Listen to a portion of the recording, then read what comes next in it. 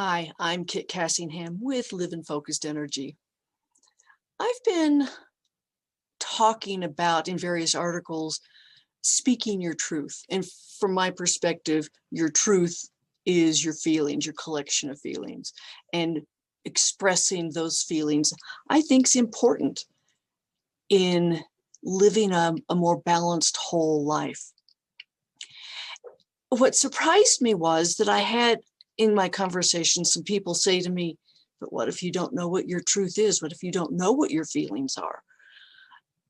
And that made me stop and reconsider. I think of myself as knowing my feelings, but as I started thinking about and researching the topic, I realized I'm not always in touch with my feelings. So of me, someone who thinks I'm in touch with them realizes they're not, then what the people who don't have connection to those feelings are missing out on a lot. So let's talk about why you want to be in touch with your feelings, to know your truth. And there are three primary reasons. It is for your resilience, your emotional intelligence, and for making better decisions. Resilience isn't just for our military and first responders, for our medical staff. We think of them, we think of resilience as the antidote to PTSD, for avoiding it or getting past it. I don't know enough about PTSD to know if resilience helps you get past it, but in my studies as a medic, I have heard and studied and learned that when you're resilient, you don't burn out and experience PTSD as readily. So that's a real good first start for having resiliency. But if you're not in the military or not a first responder, why would you need it? Well, because life happens to us all. We lose jobs, we lose loved ones, we get sick. All those kinds of things we handle better when we have resiliency. And our daily challenges also are better managed when we have resiliency. Resiliency is developed by having good habits that keep us in a routine, by having community, people we can interact with, we can lean on and talk to when our emotions are out of control. So you have to know the emotion before you can reach out to the community. What else? That'll be enough to describe what resiliency is for this video. And then there's your emotional intelligence. The more connected you are to your feelings, and feelings rise from emotional sensations. Have you ever had that feeling in the pit of your stomach or in your head or in your heart, and you don't know what to do with it? And if it's too intense or foreign, if you're uncomfortable with it, you kind of push it away. No, don't do that. You want to feel it. Emotions pass in 90 seconds. So sit with the physical sensation. Get to know it. Where is it? I've named 3 logical primary places, but I don't see why your physical sensation that creates an emotion can't arise from anywhere in your body.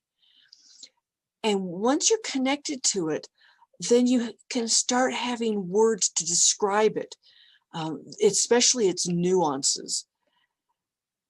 And the more connected you are, the more words you can have. And I'm talking nuances like we have many words for wind or snow.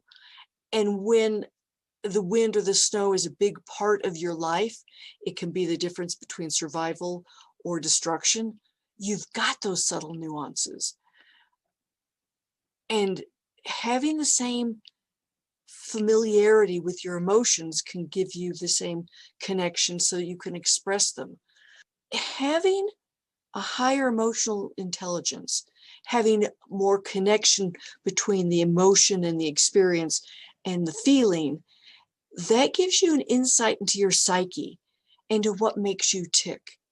Have you ever noticed how some people get happy or angry at one situation and you don't? Some of that could be the level of emotional intelligence, how much you've been willing to let yourself feel the sensation and know the emotion. So you can see why emotional intelligence can be important. And the third reason that you want to know your truth or your feelings is you make better decisions. When you're overly emotional, you don't make as good a decision.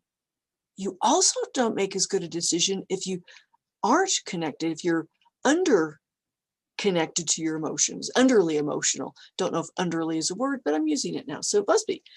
And I think that when you know your words, you're making better decisions, that lets you have better self-integrity. You can tell people or yourself what your values are, what you believe in, what you think is right and wrong. But if you don't have words for your feelings, your emotions, you may live out of integrity with yourself, because you won't realize that something you're feeling and acting on, and you're not feeling at a conscious level, but you're acting on in a subconscious level, might go against your values and your beliefs. And that makes you out of integrity with yourself. So the more you can get in touch with your feelings by knowing your sensations, physical sensations, the more you can choose self-integrity. So there's a quick rundown from my perspective on why it's important to know your truth, to know your feelings. I'm Kit Cassingham with Live in Focused Energy. And if you're listening to this anywhere other than on my website, liveatfocusedenergy.com, go there, leave a comment, subscribe to my newsletter. Talk to you later.